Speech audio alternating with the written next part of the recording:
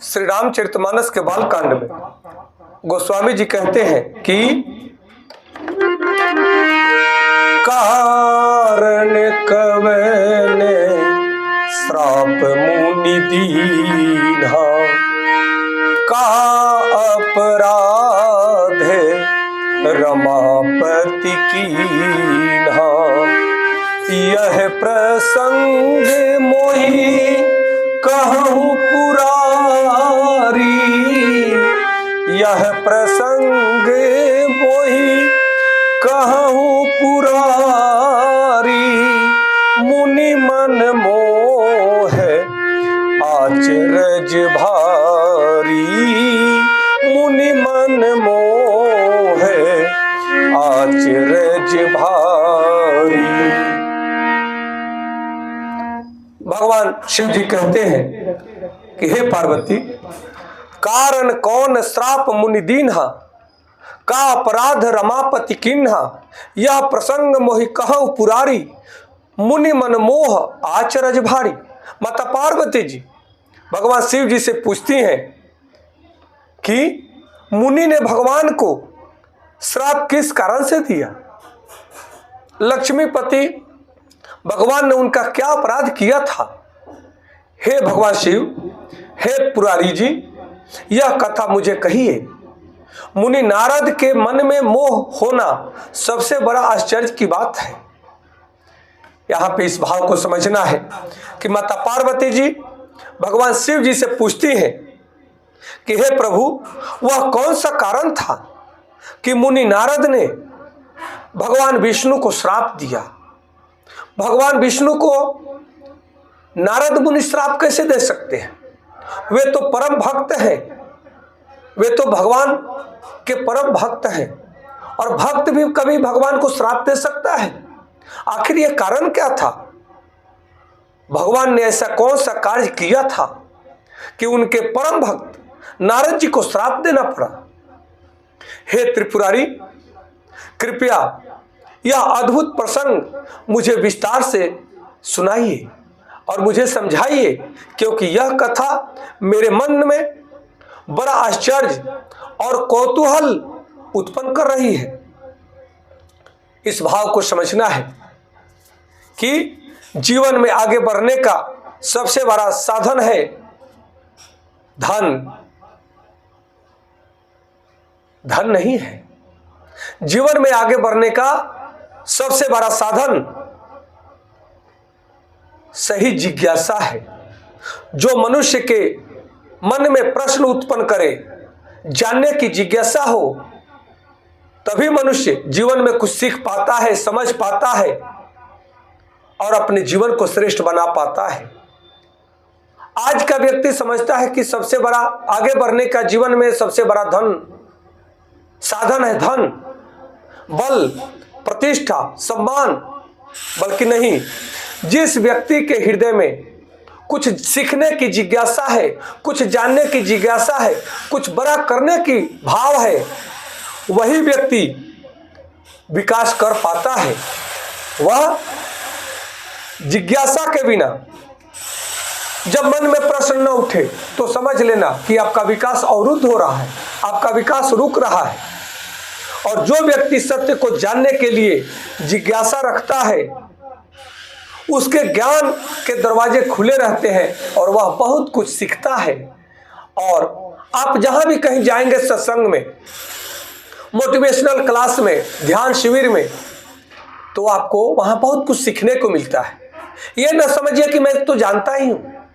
नहीं, आप सब जानते हैं। फिर भी जिस व्यक्ति के पास जाकर के कुछ मोटिवेशनल चर्चा करेंगे, कुछ शास्त्रार्थ करेंगे, तो हो सकता है कि उस व्यक्ति के अंदर से कुछ ऐसी बातें निकल जाए जो आपके हृदय को टच कर जाए और आपके मन को और प्रबलता दे, आपके जीवन में परिवर्तन लाए।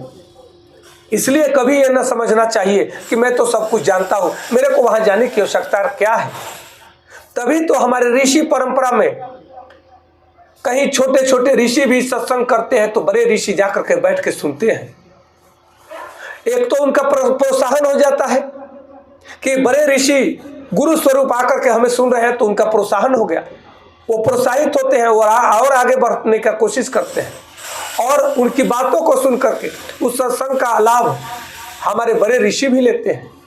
इस भाव को समझना चाहिए। यही विनम्रता का भाव है। अहंकार आपको वहां जाने नहीं देगा, परंतु विनम्रता आपको हर जगह से जहां से कुछ बढ़िया मिले, अच्छा मिले, उसको कलेक्ट करने के भाव को जागृत करती है। इस भाव को समझना है। आज की चौपाई हमें महान शिक्षा देती है कि माता पार्वती जी सर्वज्ञ भगवान शिव के समक्ष बैठी हैं, फिर भी वे प्रश्न पूछती हैं।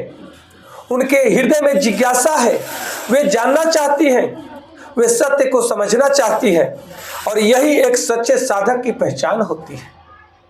जो सच्चा साधक है, जो सच्चा तपस्वी है, जो सच्चा ज्ञानी है, वह और ज्ञान पाने को और ज्ञान के गहराई को समझने का वह जिज्ञासा रखता है। वह जहां जाएगा वहीं से कुछ प्राप्त करने का उसके मन में जिज्ञासा रहती है। इस भाव को समझने की आवश्यकता है। कहते हैं प्रश्न करना अज्ञान का चिन्ह नहीं है, प्रश्न करना तो जिज्ञासा है। बड़े बड़े ज्ञानी भी प्रश्न करते हैं कि और उनके उत्तर में और उनका मन प्रबल हो सके, उनका ज्ञान प्रबल हो सके और उनके प्रश्नों के उत्तर में समाज को बहुत बड़ा प्रश्न का उत्तर मिल सके। इन सिद्धांतों को जानने की आवश्यकता है। कहते हैं कि जो पूछता है वही सीखता है, जो सीखता है वही सिखाता है, जो सिखाता है वही आगे बढ़ता है और जो आगे बढ़ता है वही जीवन के रहस्य को समझ पाता है और वही श्रेष्ठ जीवन को जी पाता है। इस भाव को समझने की आवश्यकता है। कहते आश्चर्य से ज्ञान जन्म लेता है, प्रश्न से ज्ञान उत्पन्न होता है। माता पार्वती जी का यह आश्चर्य नारद जी जैसे महान भक्त अपने ही आराध्य देव श्री हरि विष्णु को कैसे श्राप दे सकते हैं। यही आश्चर्य माता पार्वती जी को प्रश्न पूछने के लिए प्रेरित करता है और यही प्रश्न आगे चल करके एक महान आध्यात्मिक कथा का द्वार खोलता है। इस भाव को समझना है कि कहानियां कहां से बनती है। कहानियां आपके जिज्ञासा से उत्पन्न होती है और जिज्ञासा को शांत करने के लिए सही उत्तर जब मिलता है तो वही कहानियों का आदर्श बन जाता है। वही आदर्श कहानियां मनुष्य के जीवन को बदलने का शक्ति रखती है। इन भावों को समझने की आवश्यकता है। कहते हैं आज बहुत से लोग बिना जाने ही निर्णय लेने लगते हैं, बिना समझे ही आलोचना करने लगते हैं, बिना सत्य को जाने ही निष्कर्ष निकाल लेते हैं, जजमेंट देने लगते हैं।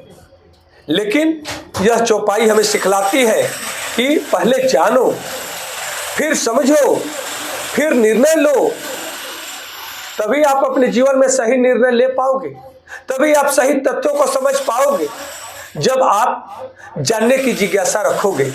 कहते हैं कि माता पार्वती जी का प्रश्न विनम्रता से भरा हुआ है।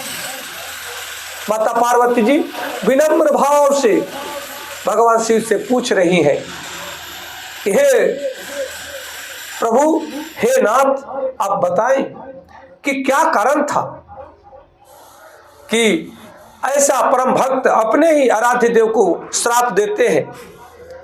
माता पार्वती जी जिज्ञासा रखती हैं, परंतु उनके जिज्ञासा में अहंकार नहीं है। वे जानना चाहती हैं कि विवाद को कैसे खड़ा किया जाता है और विवाद को कैसे समाप्त किया जाता है।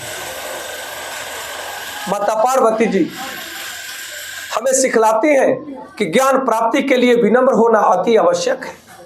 विनम्रता ही ज्ञान को संग्रह कर सकता है, संचित कर सकता है और ज्ञान को प्रकाशित कर सकता है। यदि परिवार में लोग एक दूसरे को समझने लगे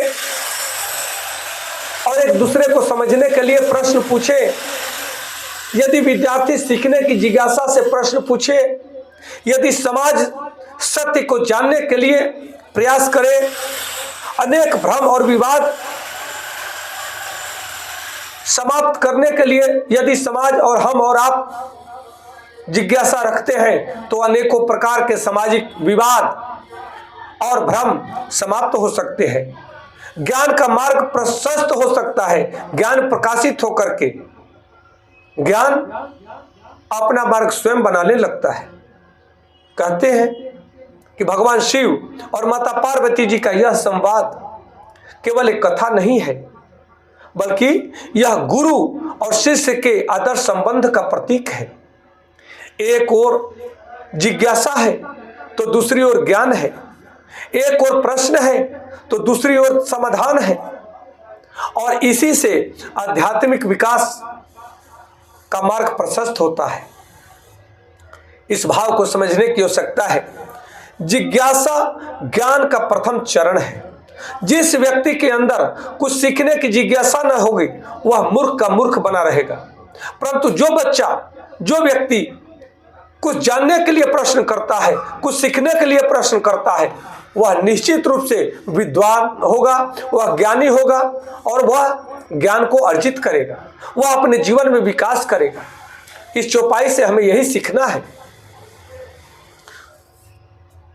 जो सत्य को जानना चाहता है वही सत्य के निकट पहुंचता है।